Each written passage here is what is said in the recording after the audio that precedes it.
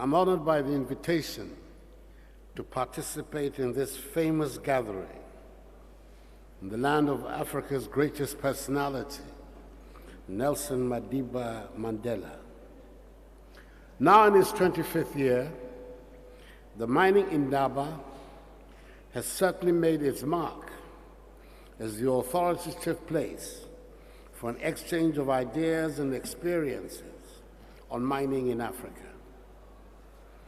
The theme you have chosen for your deliberations, championing Africa's sustainable economic growth, is certainly attractive enough to bring to Cape Town all of us who have the transformation of Africa at heart.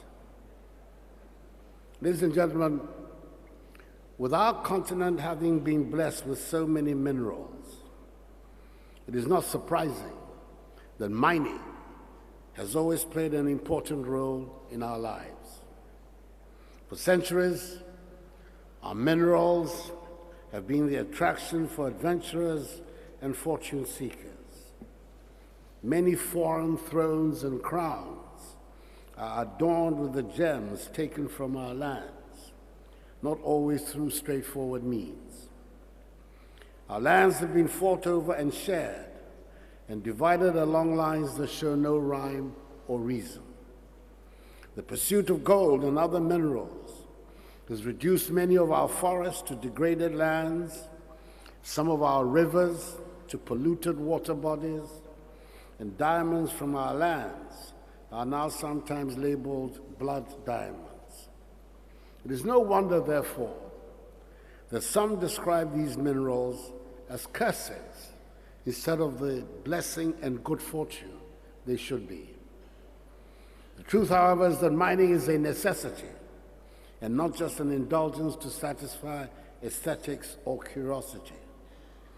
Mining has been an important undertaking throughout the history of mankind. Everyday life is dependent on the minerals extracted from underneath the earth.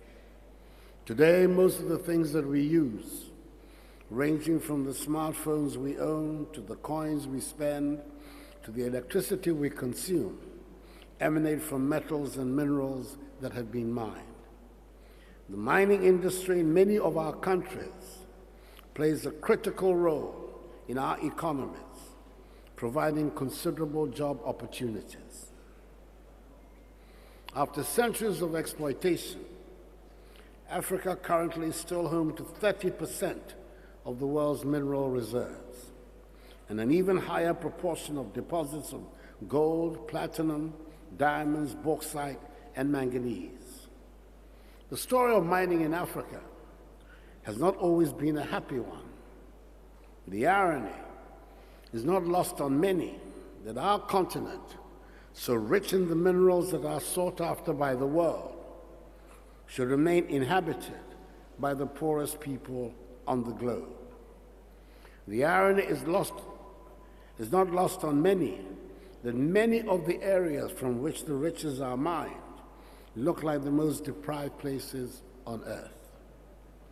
There is no question that African countries have not always done well in negotiations with the companies that have mined our minerals.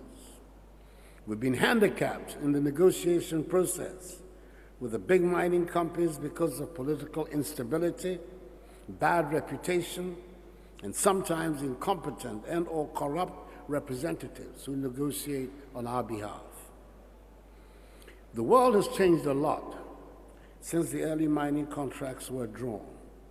Today, we are a more politically stable continent and more committed to the rule of law, and thus mining companies cannot and should not stick to the perception of the high-risk, politically unstable place to do business label. Some labor practices that were tolerated 100, even 20 years ago, cannot and should not be tolerated today. The distinguished Venerable Festus Mogae, former President of the Republic of Botswana, speaking at a meeting of the Africa Development Bank 10 years ago in December 2008, noted that previously African countries have to entice investors by granting incentives such as extensive tax and royalty exemptions. Consequently, many countries earn little from such contracts. Ladies and gentlemen, I believe we have come of age, and we should not have to give unusual tax and royalty incentives, and mining companies should not expect to make extraordinary profits on our continent. We are realistic enough to know that companies that come to do business must make their profit. But we want to work with them under the normal conditions that pertain in other parts of the world. It bears repeating here what I have said elsewhere. Africa needs her own set of smart, tough lawyers, accountants, and engineers to negotiate the business deal in a transparent and honest manner. We must strike deals that are fair to both sides and can reassure the long-suffering African people that they are no longer being unfairly treated. Reviewing mining contracts is important for more than earning greater revenue. Governments must also respond to pressures from civil society groups and communities to ensure that contracts and mining codes address environmental protection, adequate compensation to affected communities, and the rehabilitation of land after mining operations have ceased. Minerals are a public resource, and the negotiations between companies and countries should be transparent, accessible, and easily understandable by citizens. And that means we should do it all in language that does not need to be interpreted by experts. Communities should be able to examine mining contracts, finding out how much revenue has been generated and how and on what it is being spent. Long and bitter experience means both sides, African governments and mining companies, have to work hard to gain the trust of the people. One cannot, ladies and gentlemen, discount the illuminating report produced by a high-level panel chaired by the highly respected former president of this country, His Excellency Thabo Mbeki, which says that Africa is losing annually more than 50 billion United States dollars through illicit financial outflows. The report of the high-level panel on illicit financial flows from Africa, commissioned by the Joint African Union Commission and United Nations Economic Commission for Africa Conference of African Ministers for Finance, Planning, and Economic Development, revealed, in particular, that between 2000 and 2008, 252 billion United States dollars, representing 56.2% of the illicit outflow of funds from the continent, was from the extractive industries, including mining. Please excuse me. And yet we know that the extractive sector, particularly mining, can help rapidly to grow Africa's manufacturing sector and be the champion of economic growth on the continent. That, of course, will not happen if Africa remains the place to come and dig minerals that are exported in their raw condition to be processed outside. We cannot and should not continue to be merely exporters of raw materials to other countries. The value chain of mineral extraction has great potential for job creation and can form an essential basis for the transformation of economies around the continent. We recognize the transparency and regulation of invested capital in junior mining companies underpin investment appeal. Over the years, our mining sector has been financed by capital markets on foreign exchanges. They have leveraged access to early-stage investments to create significant wealth for investors offshore. The fact of the matter is that local capital within most mining jurisdictions in Africa face geopolitical constraints in the funding of early-stage opportunities in their own countries.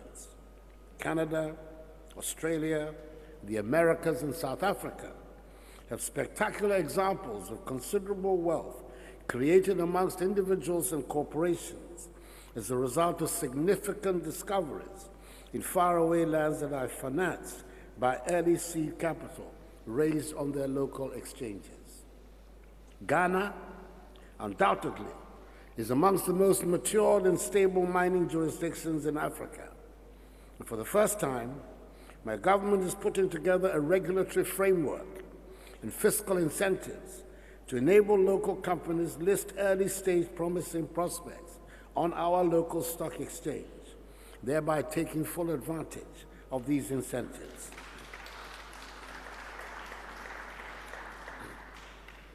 This will allow local capital the benefits of the upside in project development, enable it to contribute effectively to the process of rapid economic development and transformation.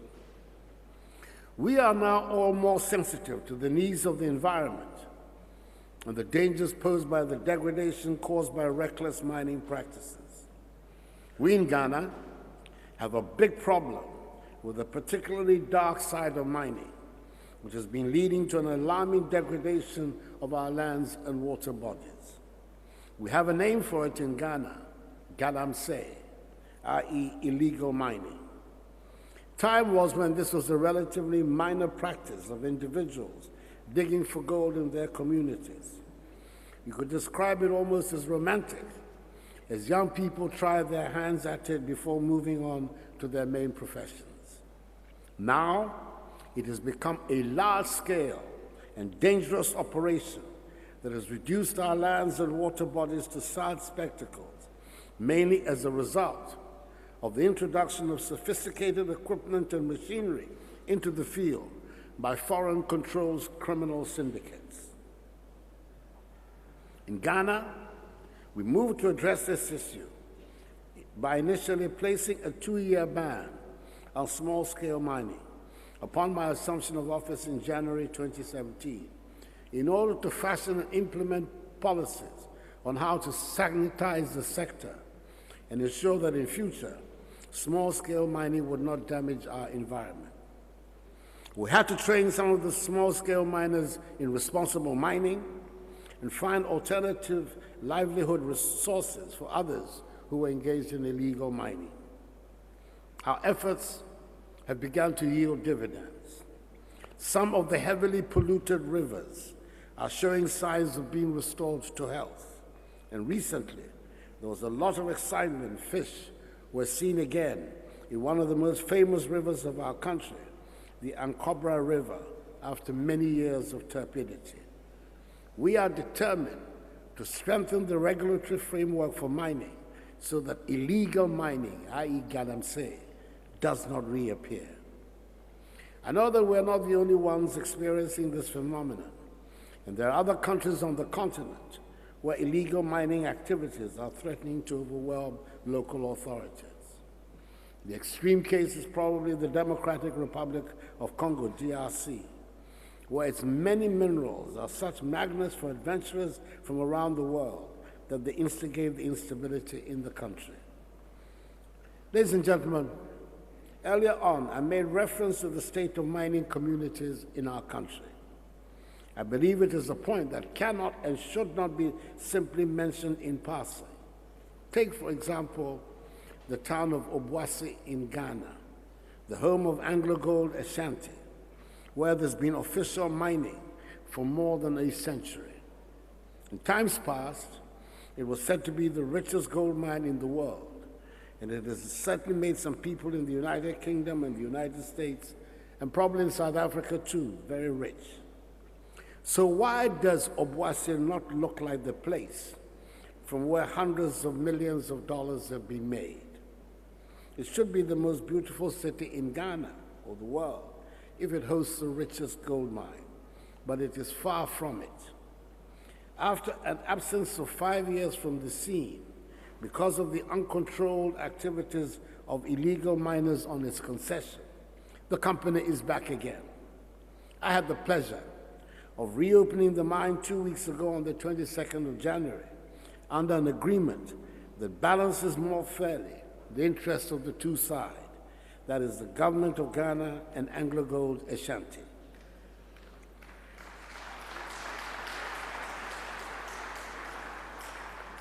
As I said at the ceremony, it is my hope and expectation that this time round, under the new management of AngloGold Ashanti, the development of Obuasi will reflect the wealth its soil produces.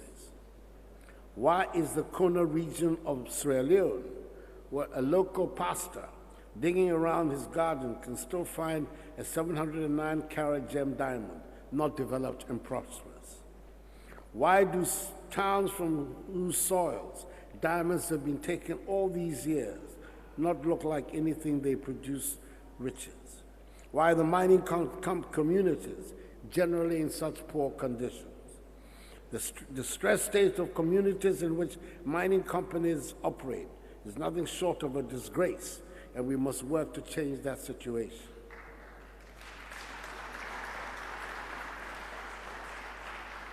Even though a few mining companies have over the years complemented the work of government in these communities, I'm certain that a lot more can be done to transform the communities if government and the mining companies collaborate in an intelligent and sustainable manner.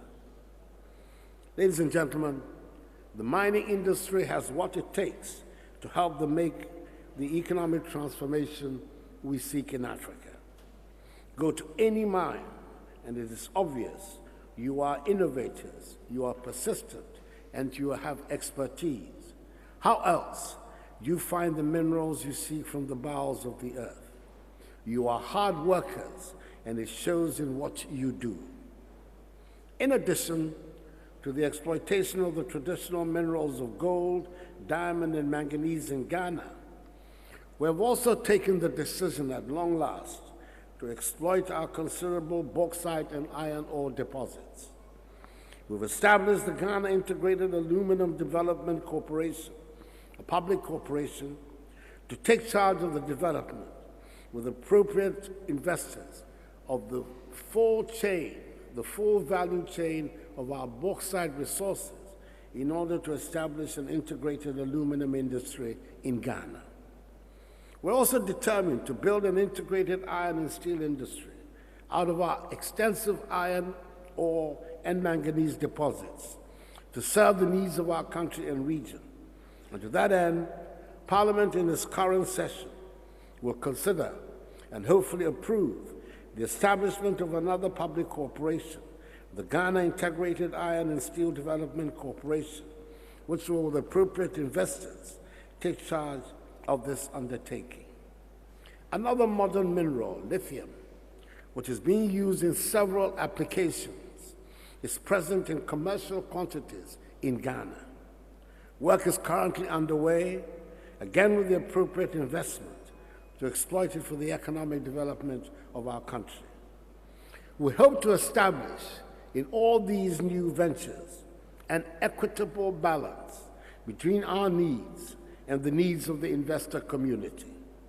It is time for the mineral sector to produce win-win situations for all stakeholders. I do not need to tell you that there are undiscovered riches inside the bowels of the lands in Africa, but I want to remind you that there are riches on the top of the lands also, in the form of a young, vibrant, and dynamic population who are anxious to work and who, with the requisite skills, represent an extremely positive factor in the rapid development of the continent. We want you to stay here for the long term, respect the land that provides the riches, and be part of the transformation. Africa has made the world rich with our minerals. Our gemstones adorn crowns and homes around the world. It is time to make Africa prosperous and enable her people to attain a dignified standard of living. Join us in this exciting project for sustainable economic growth. The people of Africa do not have to be poor for others to be rich.